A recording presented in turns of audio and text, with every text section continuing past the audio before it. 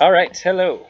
Hello. So this one's a little bit weird, because we ended up losing a lot of the audio for the first episode of the Calmier, which is the new series we're doing where, basically after the Battle of Nutwood in the Origin of Gosberg series, the orcs went home and everyone got to spend a whole year doing whatever they so desired. Everyone got to accomplish their own character goals, learn new things, do new things. And we started out with Torvi and Zaffrab, and we got a lot done. And so this is just a quick recap of what happened since we lost all that stuff. Thanks to awful audio software. Beware Audacity. So without further ado, me and Jordan are going to walk you guys through this. So I think the first thing that happened was Torvi wanted a house. Yeah. Like, Torvi went out into the woods, and she talked to the druids, and Sigurd and Arungundir, her Firbolg friends, and they built her a house, and she planted new trees with her druid craft ability, and Arungundir was like shirtless, doing a montage of like building a house with all these other Firbolg dudes, and like there was like a group of women constantly outside of Torvi's new house being constructed, just like because Arungundir's shirtless. Yeah. Which he is, I think, a lot of the time.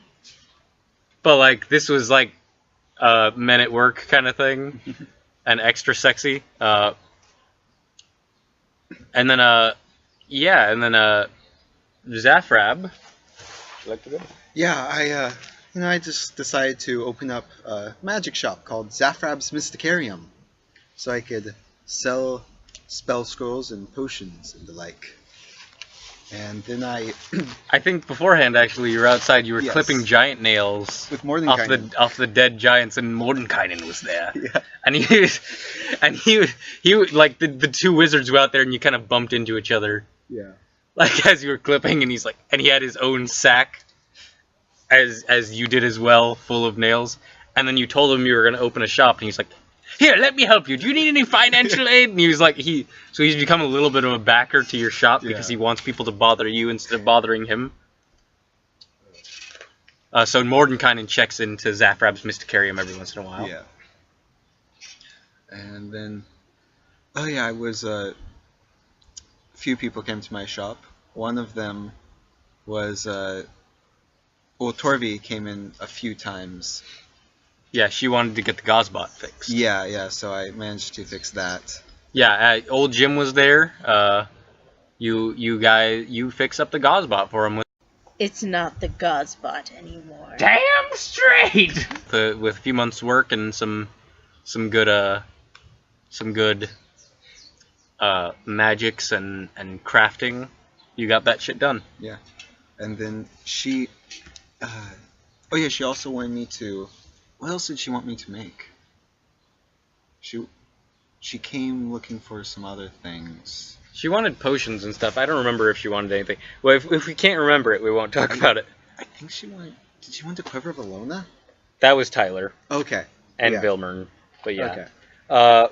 And then Torvi, while living out in the woods, noticed a baby lynx going around hunting things, and she took it in because she can talk to animals.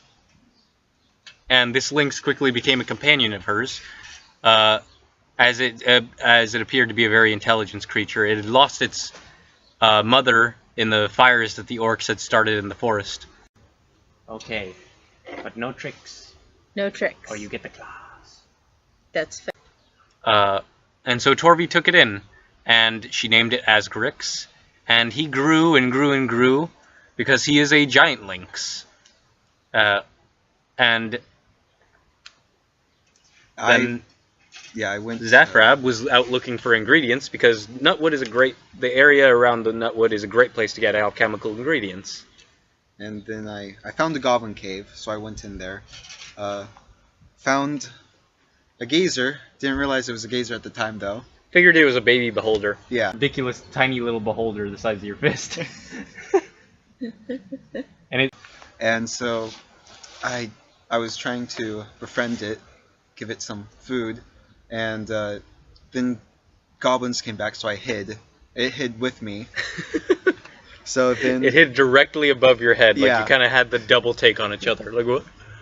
So then I attacked the goblins. We killed them together, and he ended up following me back to my shop, and he became my familiar.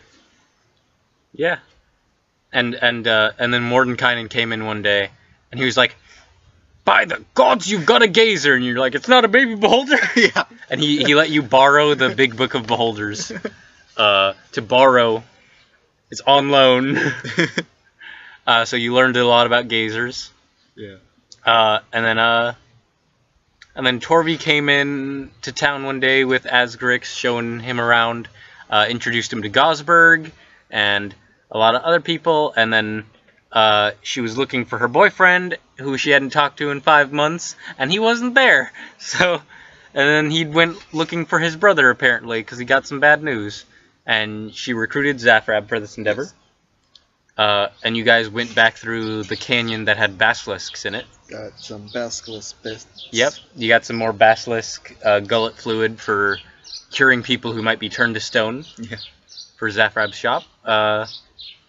And then you guys arrived to talk to Riordan and Ragnos Volgoth's crazy old mother, who is convinced that her sons can hear her bitching about them, because she knows that magic people can do that.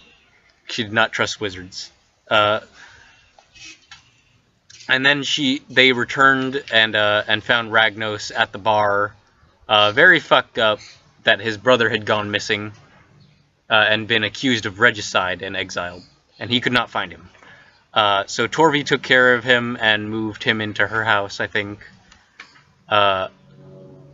And was there anything else? I mean, other than just things to my shop, nothing else. Just me. Yeah, you made some things. Your dad helped you a lot in the Yeah. shop. Body knock, way walk it. Yes.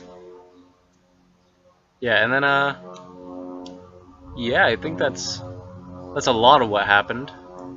And then I think maybe we picked up some proficiencies or something that we forgot, but yeah, there we go. That was the first episode of the Calm Year. Yeah. All right, cool. Thank you for listening, everyone. Now we'll have actual games in the future because we use different audio software. All right. Bye.